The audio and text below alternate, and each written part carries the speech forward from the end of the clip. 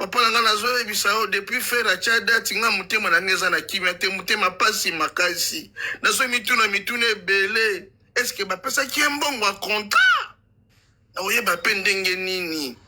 parce que ezana biloko moko lobaka awa pesa elengi faire aza moto apesa elengi awa bazokende kobeta kuna est-ce que bapesa ki mbongo a contrat poto boye bandokoma awa mbongo a makila nyongo bazofuta te biloko yango awa boye biloko yango tozoloba awa parce que Frère Gola aza artiste congolais ya liboso na mboka na biso oyo abeta concert ya nyongo oyo batikala kopesa mbongo te etikala kosalema te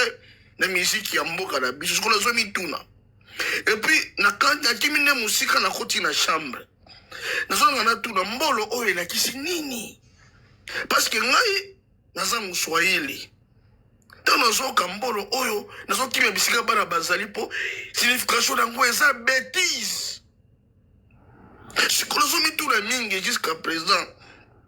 mbolo oyo eza na signification nango na monoko na bango kuna to ndenge nini je ne sais pas trop sur mbolo biso baswahili eza bêtise donc en quelque sorte eza lokola sexe et tant nazoloba babiloko oyo nakimi bisika bana bazali mpona nini bano ya bêtise boye na fiche ya nani ya Frère Gola ngai mpe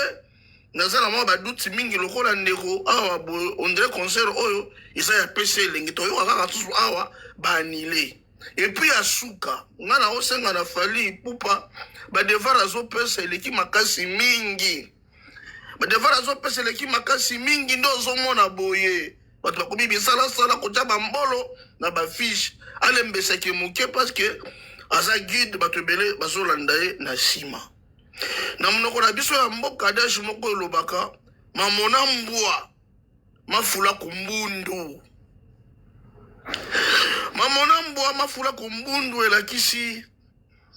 oyo mbwa azomona na kati ya motema ekufelaka kaka ye moko oyo Frère azomona na miziki ya Congo c'est de New York temps depuis Fally Ipupa cheki date ezokufela kaka ye moko na motema eza na adage moko ya kishinois balobaka nazoka nzungu te bandeko yo nde osengaki adage nazoka nzungu te nzungu aza awa te bandeko aza kati na biso te donc azobangela nani Frère makasi ye oyo nazomona eza nango bakosa leka concert kokobetama ndenge ndeko wacoloba awa nazalaki na telefone papa Israel limbisa mpo naningaka ntango nazoloba ntango yo olobaka wana nde nayoki motema na ngai mwa kimia siko silence na yo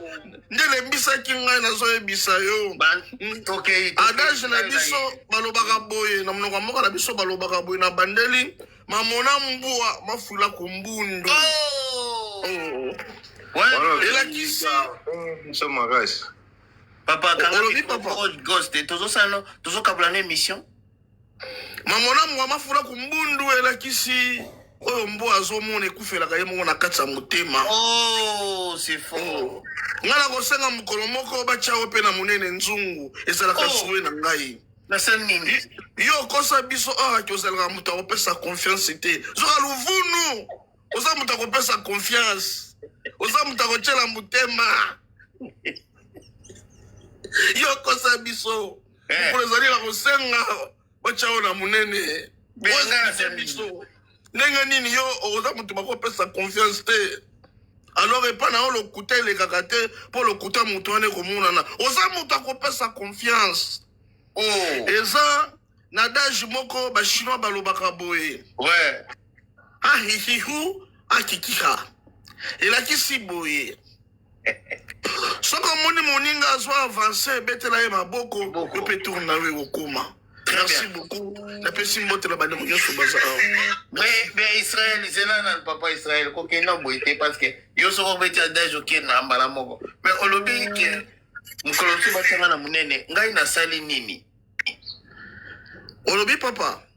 olobi batyanga mpe na monene ngai naza awa na monene yebisa ngai nasali nini monene oyo azosenga batya yo parce que ozozoba biso olobaka na biso à tout moment yo oza moto akopesa confiance te oza moto akotyela motema te donc oza lokola putbull mauvais souvenir ya bacongolais yo bakokotyelwa motema te alors ngai naki koverifie namoni eza lokuta oza moto akotyela motema mpona nini oza moto akotyela motema parce que yo awa epa na yo awa lokuta elekaka te oyebi te ndenge obangisaka bato yo olobaka botyela monene motu nyonso oyebi kazokosa abangaka olobeta monoko lokwa nta bazolia savon donc voilà mamona mbwa mafulafula kumbondo mo adage moko ya bachinois mosusu apa oyo adage moko ya bachinois précisément côté etali bacoréen balobaka akikiku akekeko elakisi boye soki mbula ebeti nzela ezalaka moselu